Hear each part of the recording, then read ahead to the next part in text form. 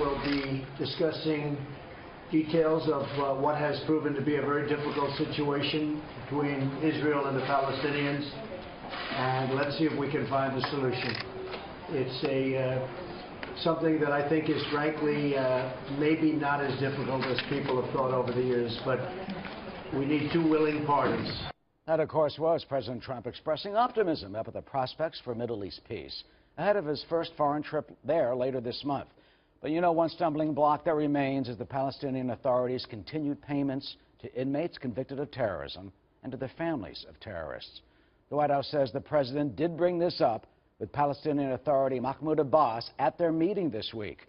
And the case that Congress has been citing is the story we've been reporting on here at Fox News, and that of one specific American victim, this young man, Taylor Force.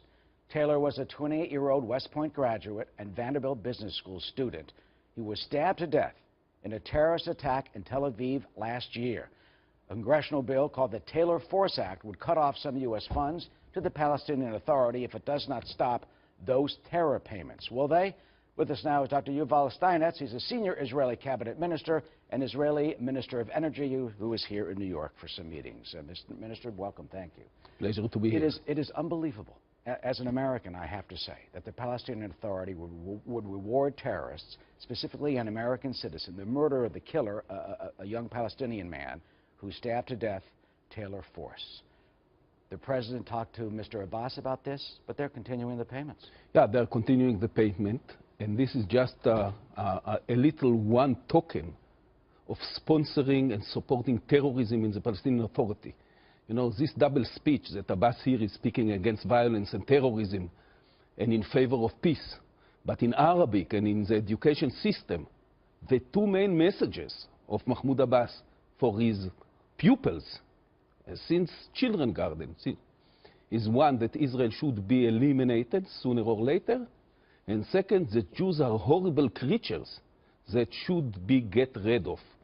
And the sponsoring of terrorism, you know, making terrorist heroes, paying salaries to their families while they are in jail,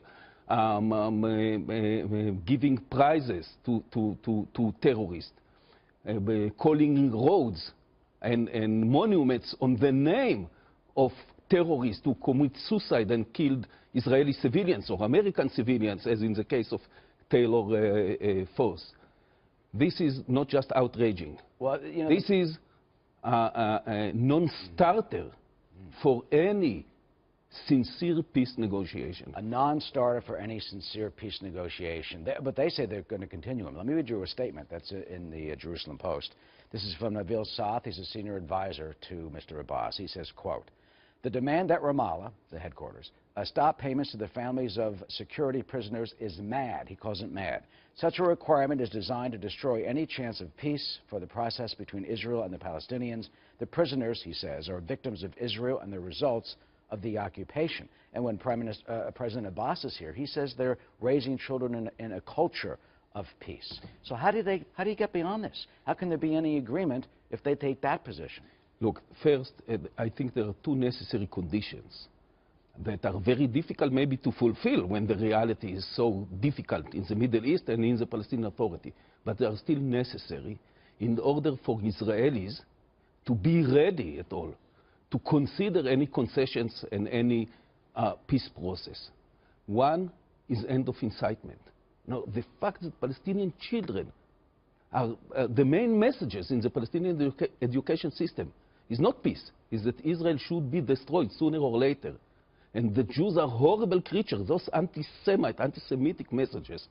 This is non-starter. And second, and some people would say this is maybe impossible, but still it's necessary. We have to demilitarize Gaza. You know, we got guarantees from Yasser Arafat and Abu Mazen that Gaza will be completely demilitarized. There are thousands of rockets there held by the Hamas. The threat from Gaza to Israel is very serious. And to those who say that's never going to happen, Hamas is not going to do that. They're not going to give up. Look, they've got factories now. They've got factories. They're making their own missiles. That is exactly the problem. Unfortunately, you know, I was a Peace Now activist in my past. I believed in the peace process. I hope that one day we will be able to create peace.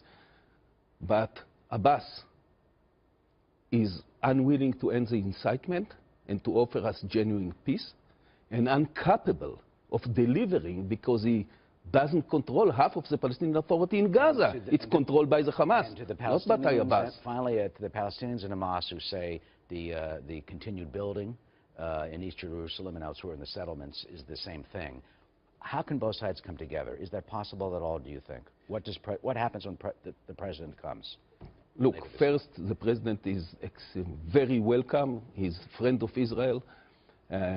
We are very encouraged also by what he is saying about Iran, by the need to contain Iran, to stop Iran, to end the Iranian partial occupation of Syria. You know, the Iranian attempt to take advantage of the civil war in Syria and transform Syria into an Iranian stronghold on Israel northern border, on Jordan northern border, on Cyprus immediate border, on the Mediterranean Sea. We are very encouraged by his new approach, you know, the new understanding that Iran and North Korea should be dealt with, and they are a threat to the Middle East, to the Far East, and to the entire world. This is very encouraging. With regard to the Palestinians, I think that unless the incitement, the anti-Jewish and anti-Israeli, is terminated in the Palestinian education system, it will be very difficult to convince Israelis that Abbas can become a genuine and reliable peace partner. Well, we'll see what happens in the next few weeks when the president meets both with your prime minister and with Mr. Abbas. Mr. Steinitz, thank you.